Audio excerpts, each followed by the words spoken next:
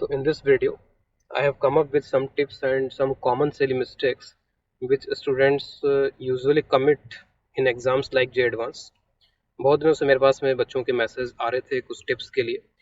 Already मैंने एक tips का वीडियो निकाला था, लेकिन उसमें जस्ट एक ही टिप था। इस वीडियो में भी मैं कुछ प्रैक्टिकल टिप्स की बात करूंगा, उसमें कुछ बहुत बड़ी बड़ी बातें नहीं करूंगा इसमें, और ना ही मैं किसी स्ट्रैटेजी या प्लानिंग की यहाँ पे बात करने वाला हूँ, क्योंकि मुझे लगता है कि स्ट्रैटेजी या प्लानिंग जो है हर एक बच्चे की एक नहीं हो सकती। सबकी अपनी अलग अलग प्लानिंग होती है, सभी बच्चों का अपना अलग अलग फेवरेट सब्जेक्ट होता है। सभी लोगों के अपने लाइक्स एंड डिसलाइक्स होते हैं, कोई किस चैप्टर को पसंद करता है, कोई किस चैप्टर को पसंद नहीं करता है। तो एक स्ट्रैटेजी या प्लानिंग ऐसे नहीं हो सकती जो सभी बच्चों के लिए कॉमन हो। और जो भी बच्चे एग्जाम देने जा रहे हैं तो उन्होंने 2 ईयर 3 ईयर प्रिपेयर ऑलरेडी कर रखा है।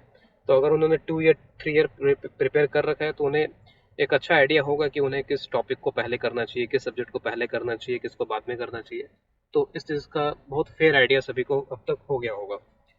लेकिन मैं कुछ बस बहुत छोटे छोटे टिप्स यहाँ पर देने वाला हूँ, और वो टिप्स आपको पहले से भी आते ही होंगे, लेकिन जस्ट इन दिस टाइम में बस उनको हाईलाइट करना चाहता हूँ जो आपके माइंड में रहे एग्जाम में, और हो सकता है कि उनसे आपको थोड़ा बेनिफिट हो जाए। द फर्स्ट इज, और ये जो पीपीटी है मैंने बहुत जो भी मेरे मन में आता गया है, माइंड में आता गया है, मैं उसको बस टाइप करता गया। तो मैंने उसको जस्ट पीपीटी फॉर्मेट में बना लिया, जिससे कि कोई पॉइंट में मिस नहीं करूं, और जो मेरे पॉइंट्स माइंड में थे मैंने सब इसमें लिखने की कोशिश करी है। सबसे पहला पॉइंट जो मेरे माइंड में आता है वो ये कि किसी भी एग्जाम में आपको इंस्ट्रक्शंस को बहुत केयरफुली पढ़ना होता है। Read the instructions very very carefully. कई बार हम प्रीवियस ईयर्स के हिसाब से माइंड में रख के जाते हैं कि पहले ऐसे होता था, पहले मार्किंग स्कीम इस तरीके की थी, वो हमारे माइंड में रहता है। और उसके वजह से कई बार हम इंस्ट्रक्शंस को ध्यान से नहीं पढ़ते हैं और हम समझ लेते हैं कि इस बार भी वैसा ही होगा। तो जरूर इंस्ट्रक्शंस को आप पढ़ो। हो सकता है कि वो प्रीवियस ईयर से बहुत डिफरेंट हो सकता है कि क्वेश्चंस भी कुछ डिफरेंट नेचर के हों। जनरली हर साल पैटर्न भी चेंज हो ही जाता है।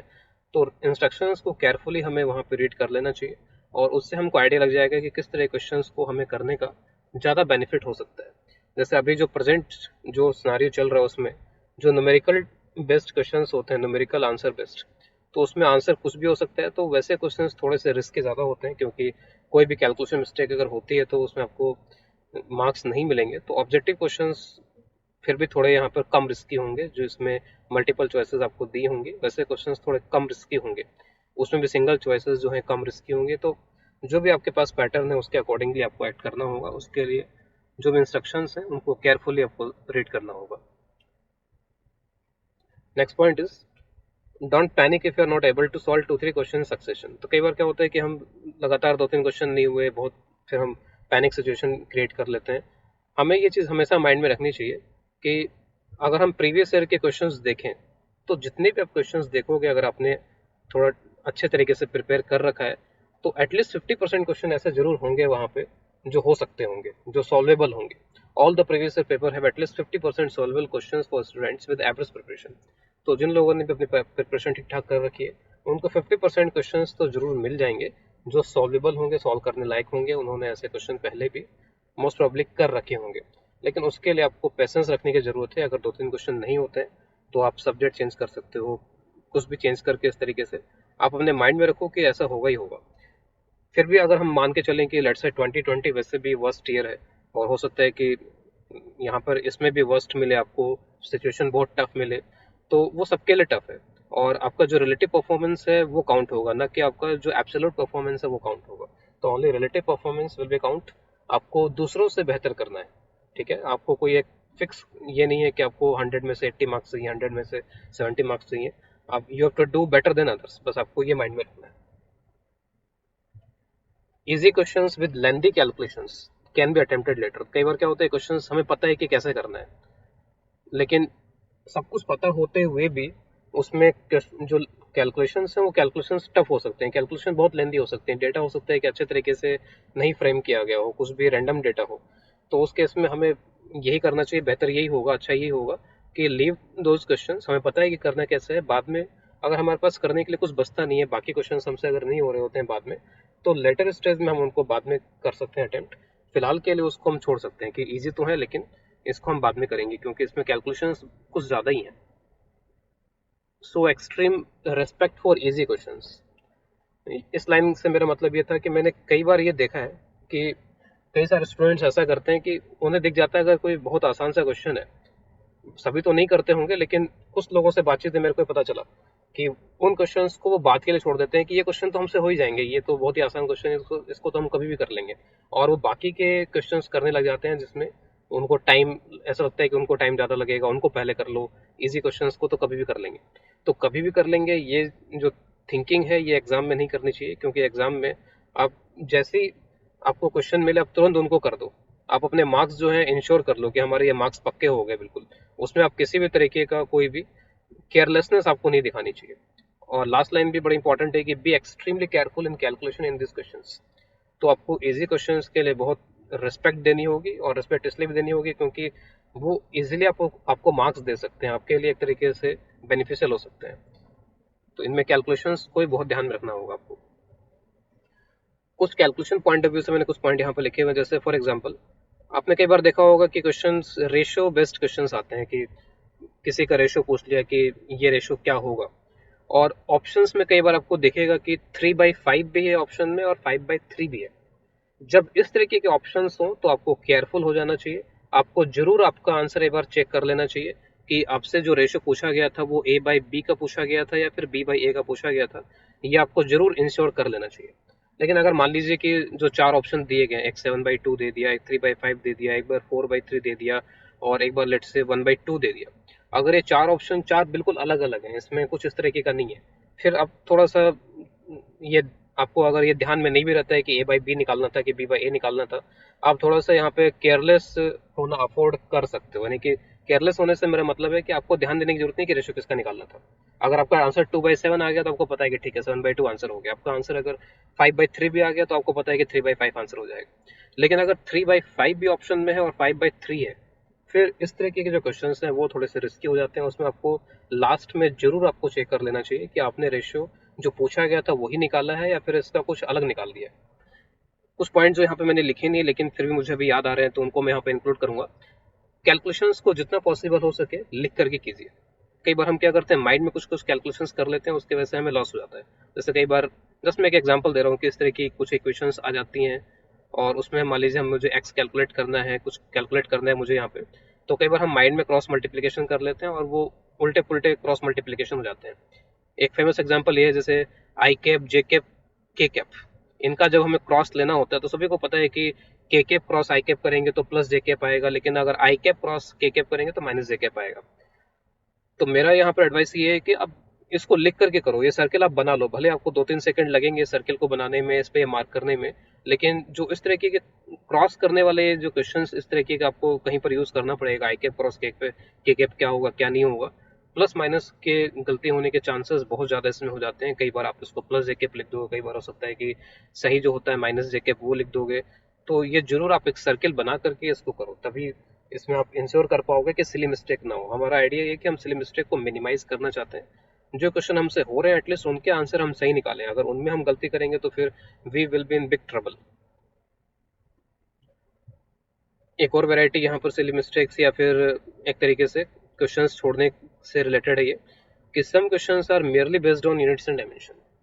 और इस ये जो टिप्स मैं दे रहा हूँ यहाँ पर, बहुत सारे टिप्स ऐसे हैं जो कि फिजिक्स से रिलेटेड है, क्योंकि बीइंग ए फिजिक्स टीचर मुझे ज़्यादा आइडिया फिजिक्स का ही रहता है।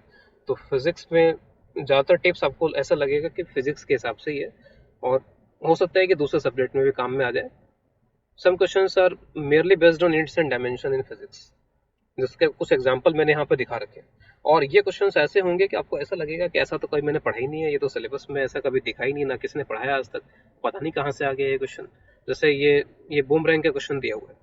A boomerang has mass m, surface area a, radius of curvature this much, and moving with velocity v in air with density this much. The resistive force on it can possibly be. अब यहाँ पर ये जो expressions दिए हुए हैं, लग रहा है पता नहीं कैसे कैलकुलेट करेंगे, कुछ लॉगरिथमिक एक्सप्रेशंस आ रहे हैं यहाँ पर।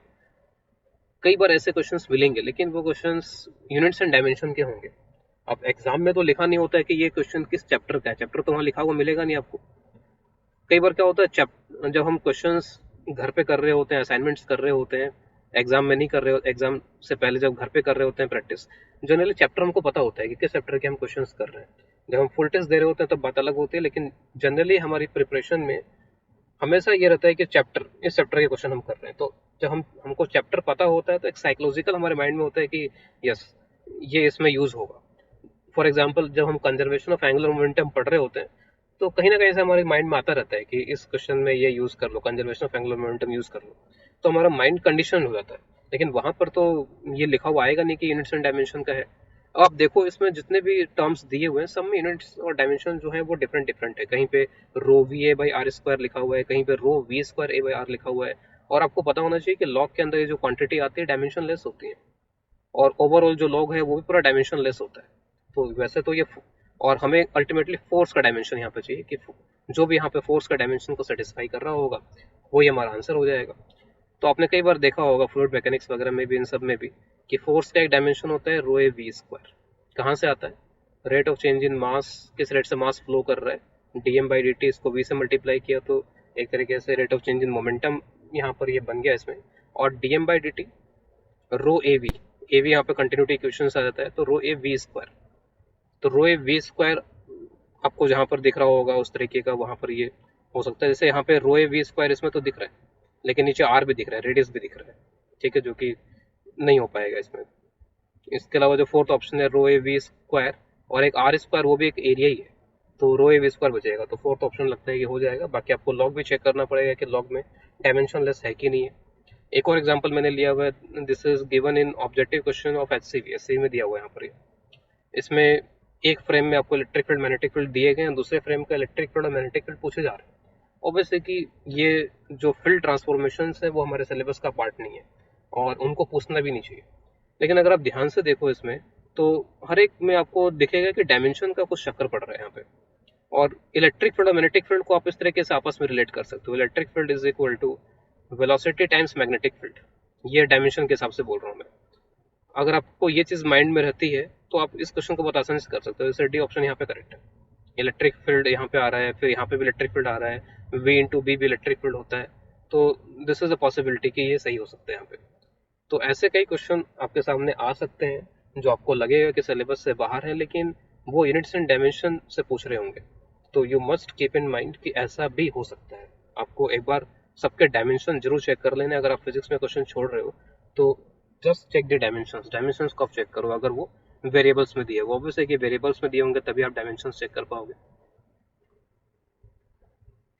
एक और पॉइंट, फिजिक्स में खास करके, और हो सकता है कि केमिस्ट्री में भी काम में आ जाए, in physics extra care in questions with mass given as 3m length 2l etcetera. कई बार क्या होता है कि जो हमारे माइंड में फॉर्मूले होते हैं, जैसे मुझे अगर ये फॉर्मूला याद रखना है कि रॉड है, रॉड का इस एक्सिस के अबाउट मोमेंट ऑफ इनर्शिया कितना होगा, तो मुझे याद रहता है कि ml स्क्वायर बाई 3 है। लेकिन कई बार क्या होगा कि मास जो होगा वो हो सकता है कि 2m हो जाए, m/2 हो जाए, लेंथ l/2, 2l कुछ इस तरीके का हो जाए। उसके अकॉर्डिंगली फिर हमें यहाँ पर इनको एडजस्ट करके लिखना पड़ेगा और उस एडजस्टमेंट को बहुत ज़्यादा केयरफुली करना पड़ेगा। अदरवाइज क्या होता है कि हमारा माइंड तो वही कहता है कि ml²/3। तो आप कई बार जल्दबाजी में ऐसा लिख सकते हो ml²/3, कहीं पे मास 2m है तो आप उसको m लिख के छोड़ सकते हो। तो ये जो चीज़ें हैं, जहाँ पर भी कोफिशिएंट्स आ जाएं लेंथ में, मास में, और जो भी है इस तरीके के जो भी वेरिएबल्स है जहाँ पे कोफिशिएंट्स 3, 2 इस तरीके के टर्म्स में अगर आने लगे, उन पे आपको बिल्कुल केयरफुल हो जाना है कि यहाँ पे कैलकुलेशन मिस्टेक के बहुत ज़्यादा चांसेस हैं। तो ये आपको ध्यान में रखना होगा। इसके अलावा फिजिक्स में एक और बड़ी मिस्टेक जो स्टूडेंट्स करते हैं बहुत ज़्यादा, और मैंने भी अपने टीचिंग करियर में बहुत स्टूडेंट्स को, अच्छे अच्छे स्टूडेंट्स को ये मिस्टेक करते हुए देखा है।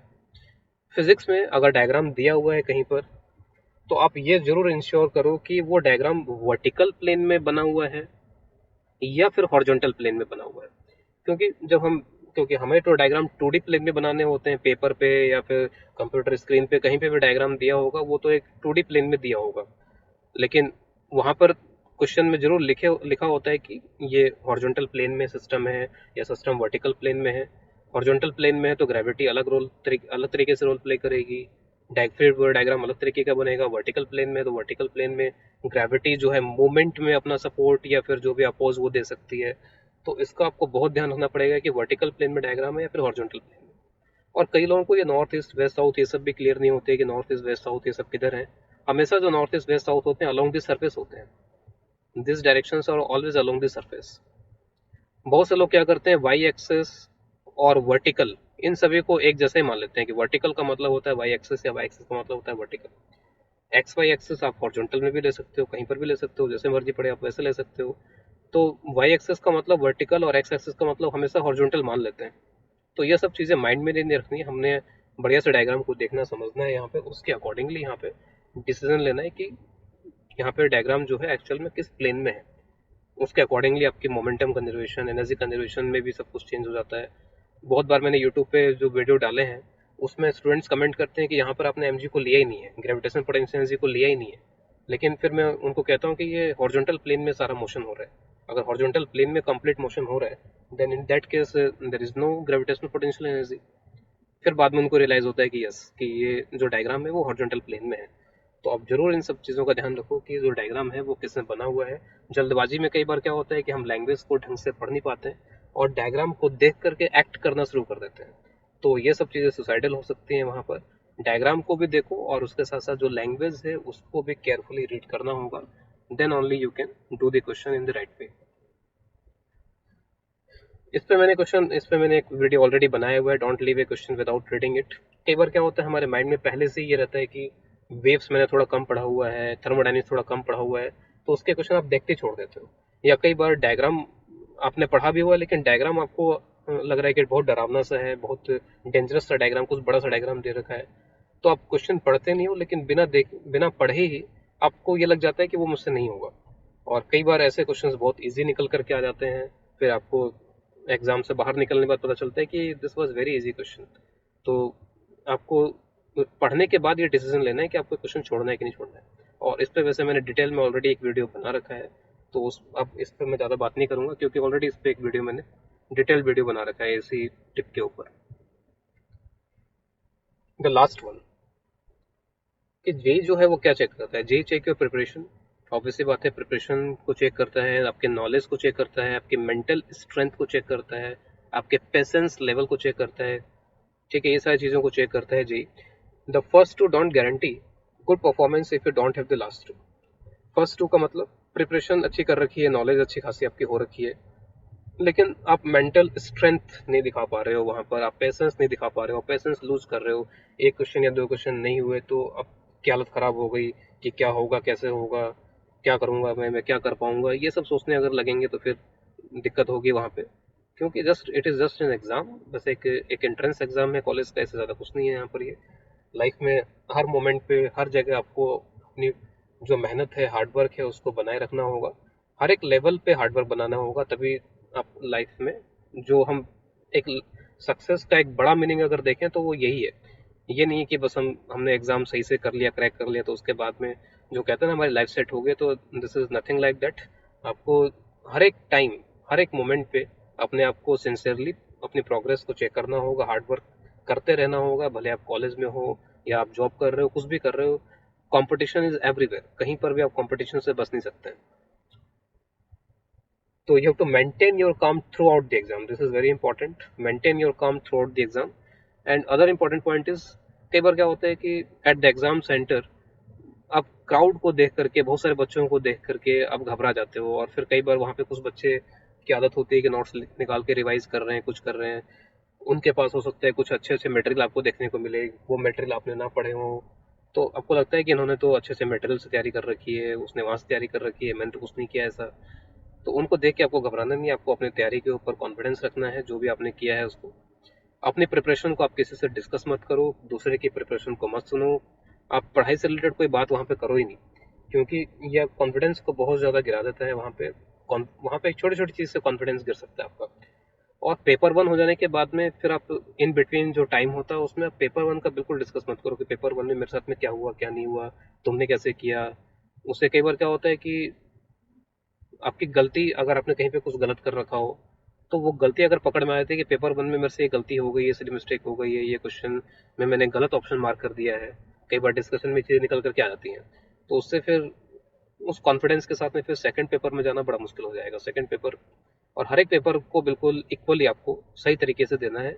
उसके बाद ही जो भी डिस्कशन करना है, दोनों पेपर देने के बाद में, उसके बाद आप जो भी डिस्कशन करना चाहो करते रहो, लेकिन इन बिटवीन किसी भी तरीके का आपको डिस्कशन ना करो। और किसी भी तरीके का आपको नर्वसनेस फील नहीं होना चाहिए। क्राउड आपको देखने को मिलेगा वहाँ पे, वैसे तो अभी सोशल डिस्टेंसिंग की बात हो रही है, लेकिन डेफिनेटली वहाँ पे नंबर्स तो आपको देखने को मिलेंगे, स्टूडेंट्स बहुत सारे देखने को मिलेंगे। तो उनको देख के नर्वस नहीं होना है आपको। And the last thing is all the best for your exam. जो मुझे लगा कुछ टिप्स वो मैंने यहाँ पर इसमें इंक्लूड कर ली है, जो जो मेरे माइंड में आता गया मैं उनको लिखता गया इस पीपीटी के अंदर। Then okay, all the best.